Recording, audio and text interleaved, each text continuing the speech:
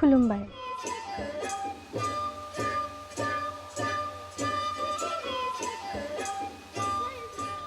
The isolated and mysterious land of the Northeast is a treasured and enchanting land with bubbling natural resources. It lies deep in the lap of eastern Himalayan hills to the northeast of India. Deemed as paradise unexplored, it is a region of suave hills. This region is carpeted with lush greenery, which forces the onlookers to stand and stare, mesmerized and baffled by the beauty of the nature.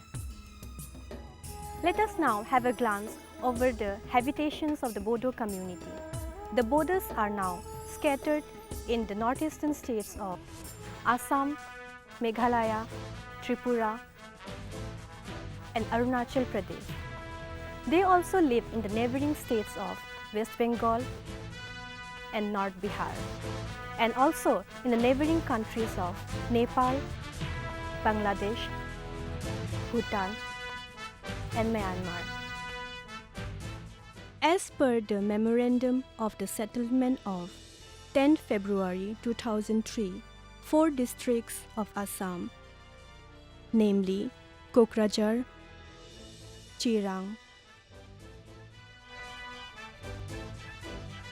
and Udalguri, are earmarked as Bodoland Territorial Areas District. These districts are situated to the north of the river Brahmaputra. Now, the question is, does the Bodos have a distinct language of their own? Yes, they do have. It is a branch of the Sino-Tibetan family of languages under the Assam-Burmese group of languages. It is closely related to the Dimasa language of Assam and the Garo language of Meghalaya. Prolonged struggle of various Bodo organizations bore fruit. Bodo language was introduced as a medium of instruction at the primary school level in 1963, followed by its introduction at the secondary school level in 1968 in all Bodo-dominated areas. Bodo language was accepted as a language in the 8th schedule only after the Bodo Accord that was signed in 2003. And after Bodo language was introduced in the 8th schedule, and after it was accepted by the Sahitya Akademi, our role, the role of the Bodo writers, the Bodo writers' roles became much more accepted, much more recognized, and much more prominent. It is interesting to note that writing culture among the Bodos had not come into existence till the 19th century. It was only in the late 19th century that Christian missionaries began to publish books on Bodo grammar, tales, rhymes, and songs in the English language.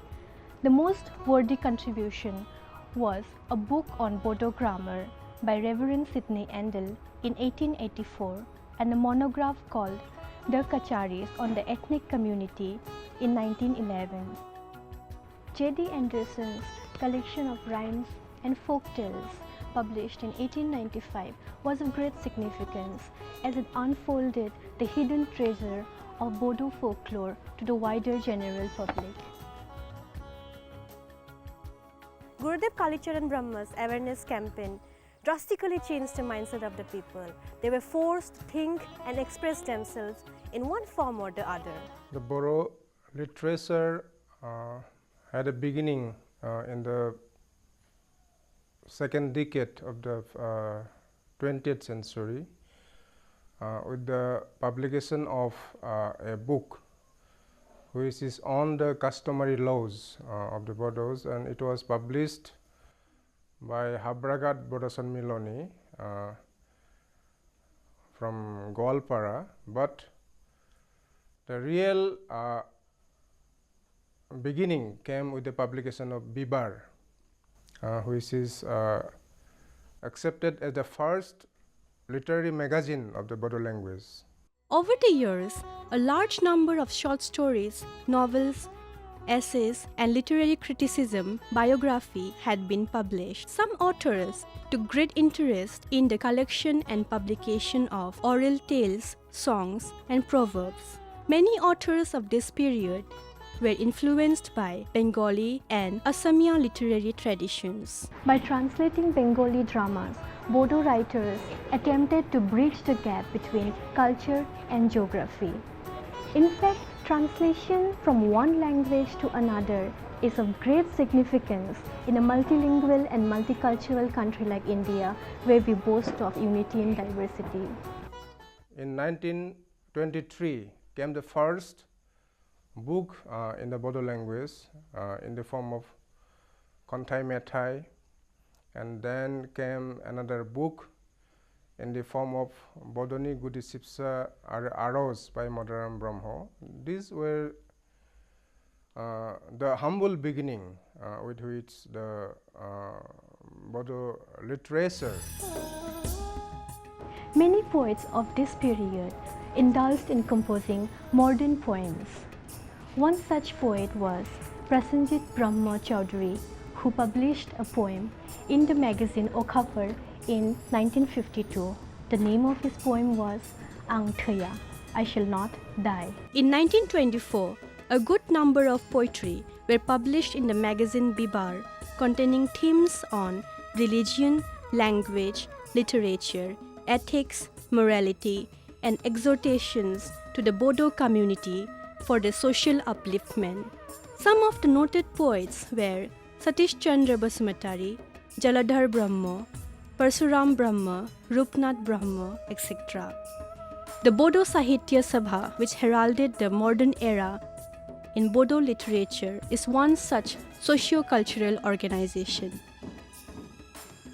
From 1952 to 2010, this organization has made an eventful and arduous journey. There are no doubt many eminent Bodo writers, but our focus is only on the few selected who have gained recognition and won awards for the literary works. When we speak about the progress of Bodo language and literature, the first name that we are reminded of is Sobha Brahma, a creative genius among the Bodos. I came in contact with Rabindranath Tagore and his world of writing, world of art, world of music, so many things, you see. World literature, world art, Renaissance, Michelangelo, Raphael, Leonardo, the whole world, so to say, along with art, you see. You will be surprised to know that writing also came up. Of course, music had been there from my childhood. I am busy with the translation work of the Rabindra Sangeet. That is being published in 2 big volumes. Joni amar mon mane na, ami ki kotha shoriya etonu bhoriya ki kotha shoriya etonu bhoriya pulako rakite nari. The initial movement for the introduction of Bodo language was made by the district Bodo Sahitya Sabha, which is Kokrajhar district Bodo Sahitya Sabha. At the time it was Goalpara district Bodo Sahitya Sabha. So it is this district Bodo Sahitya Sabha who initiated the movement that Bodo must be teaching of the Bodo students, because the 1947 Radhakrishnan Commission states that mother tongue is the best language for the education of the children. And accordingly, in 1952, the Mudaliar Commission also accepted it.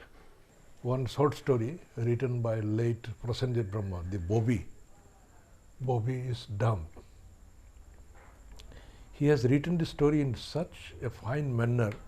The description, very short story, but it is international standard, you can say. It can be said as an international standard.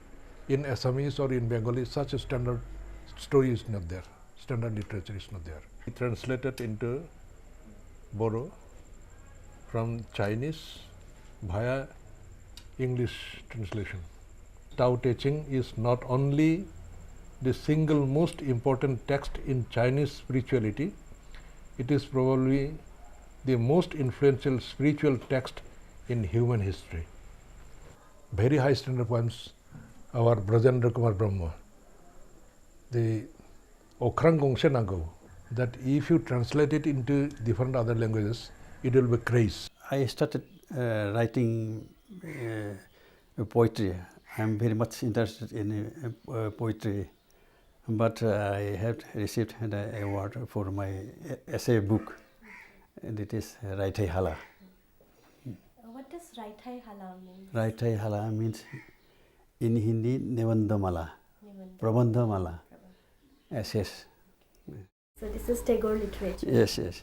And this is for 2009. Yes, this is the first time it has been introduced. Okay. I am very glad, and I am very proud of it, because the very word is named after the name of great poet Rabindranath Tagore, the Nobel Prize winner in literature. I started writing poems in Assamese, and I was influenced by a Assamese poet. His name is Jotindra Duara, romantic poet. I was awarded a prize from Bodo Sahitya Sabha, that is Somisari Literary Award, for my poetry book, Okrang Gongshe Nango, In Search of a Sky. A conversation with him has revealed that he has devoted his heart and soul to the progress of Bodo language and literature. In one of his poems, Okrang Gongshe Nango, published in 1975, he has expressed his feelings for the poor and the downtrodden. A few lines in English would suffice to exemplify his feelings. He says, "A hungry baby is crying incessantly for milk, as though he's shouting slogans of birthright with the fist of a revolutionary." Chaudhary is a great critic. Many people, including his best friends, insulted him as a madman who always plays with an art, the art which has no life, which cannot talk. That is, I have already published some books, that is this particular collection of poems, and I have also translated so many books, especially belonging to religion. You know the poem in the last Dases, that is, Dases is no longer, he killed that particular Dases.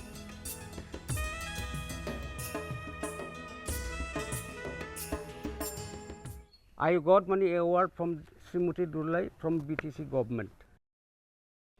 We are sometimes unable to adjust in between these two problems, and sometimes just the very allurance, the modern life sometimes mislead us, and this girl I depicted here suffered in this case. And in villages generally guardians are not so much conscious, and they do not get the sufficient knowledge how to save their lives. I can speak out myself to the people, and the easier and less cost way I thought that the carving of woods. The age of Bodo written literature is hardly 90 years old. During this short period, the literature written and published in Bodo language has emerged as a powerful force in the whole of Northeast India. Aurobindo Uzir best exemplifies this fact in one of his poems published in 1985. He says, "Where we start from is not the end. Where they end, is where we start from. As a author and poet, I have not written much. I have written on the folk literature or oral literature of my community, and that was part of my PhD work, which I completed in the Guwahati University in 1999, and this has been brought out in the book form. This is Folk Literature of the Bodos, an introduction. And another book I have written in English, that is The Flute and the Harp. This is Fasini Dolengau Okafor. This is published in 1995, and for this book I received one award. The award is known as Rangsar Award. This is given by Bodo Sahitya Sabha. These poems I recited in a poetry reading session of Sahitya Akademi, which was organized in connection with this Delhi Book Fair 2007. I felt very happy because award means recognition. I felt very good, and I know my parents also, they were very happy with this. I think in near future we will be able to do more work to develop our literature. From the few eminent writers that we have spoken about, there are also a few who have stood out and gained recognition at the national level by bagging the Sahitya Akademi Award. Some people came forward to modernize the Bathu religion, and amongst them, Mongol Singh Hajalwari is the pioneer one who led this religious movement also. So, by preaching these teachings of the Bathu, he has written many songs also, religious songs also.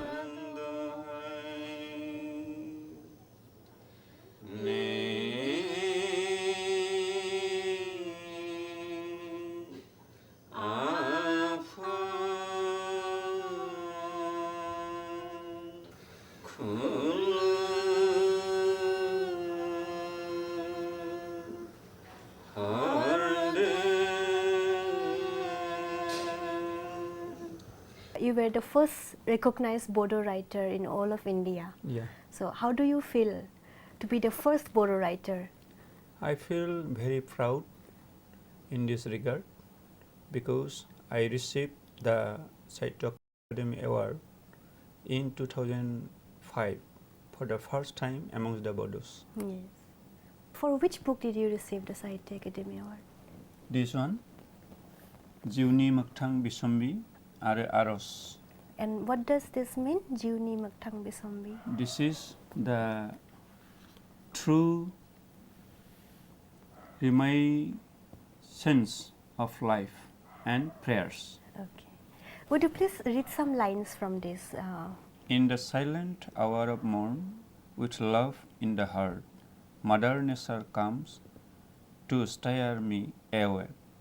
Slumbering, thoughtful melody, pave new means for the latter, bringing new strength to the heart. Mongol Singh Hajalwari not only won the Sahitya Akademi Award, but also many other recognitions at national level, state level, as well as international level.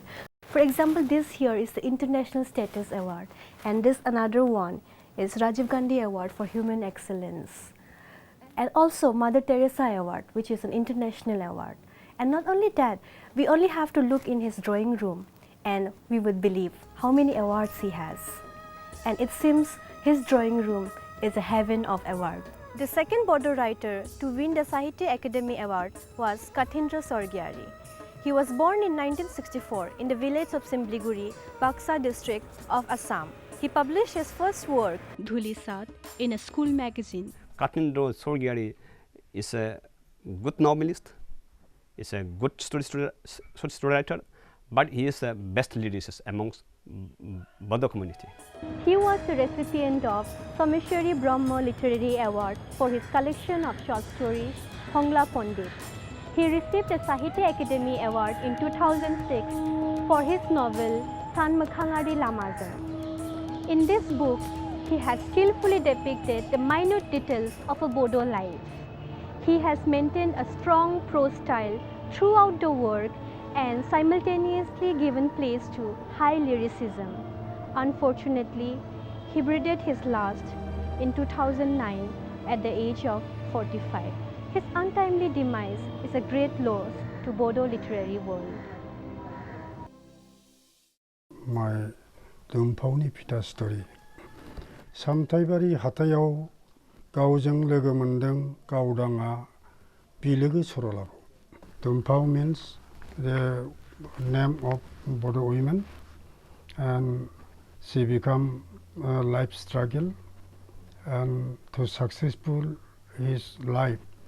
Or Dumpau after college life, married with a private LP school teacher. She decided to help her husband to start business by selling the pita. Pita means the cake of rice mat. So Dumpau started beside the highway and start to selling her pita, and so many people are coming to her stall to take or to eat the pita. And again she decided to make the tailoring industry to employ their unemployed youth from their village. She started and contributed her money to make the LP building, club building, etc., etc. So that is encouragement of the business, particularly in the tribal women.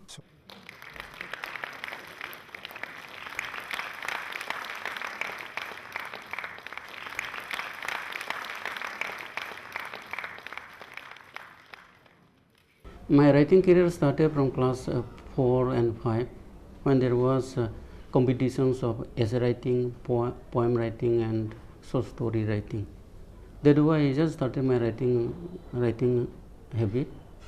Then when I went and joined Golpra Higher Secondary School, I just first wrote one poetry book, Ang Bauna Haya, in 1969. At the time I was just starting in class 8 only.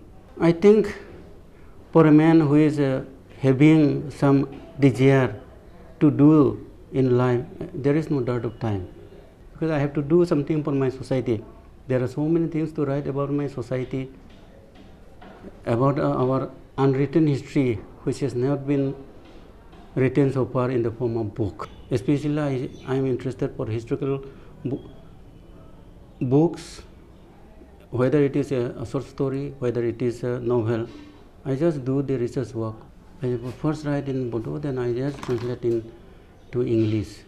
I can write in Assamese also. I have just written some short stories in Assamese. This is the book for which I got Sahitya Akademi in 2008 in Bodo literature. The name of the book is Birgasrini Tungri. That great heroine Birgasi once tried to protest the English rule amongst the Bodo community. She was defeated by the English people and she was forgotten by our people also. And it is Vidyasagar Najari who has given second born to that lady, Birgasri. This book here, called Daini by Manoranjan Lahari, had begged him the Sahitya Akademi Award in 2009. Unfortunately, this award came to him posthumously. I feel very great and elated that my father has achieved the Sahitya Akademi Award this year. It's an honor for him and also for our family. This novel Daini is based in small village in the Kathindra district. It's basically about two families, one which belongs to a family of Sandap and another which belongs to the mother Dharmau. Dharmau is the mother of Nijira, who plays the role of an actress in this novel, and Sandap is the family of the hero. Here basically the story deals with the problem of witchcraft in our Bodo society. How women in this modern age are also are branded as witch, and they are murdered in very inhuman way by the poor, by the people of the society and the community. So it is novel. I think it's a kind of a revolutionary work which should at least try to bring some kind of change in our society. There is a need for the adoption of scientific method for the preservation of old Bodo newspapers, magazines, and books in well-developed libraries. Most of the Bodos resides in remote villages without proper communication facilities.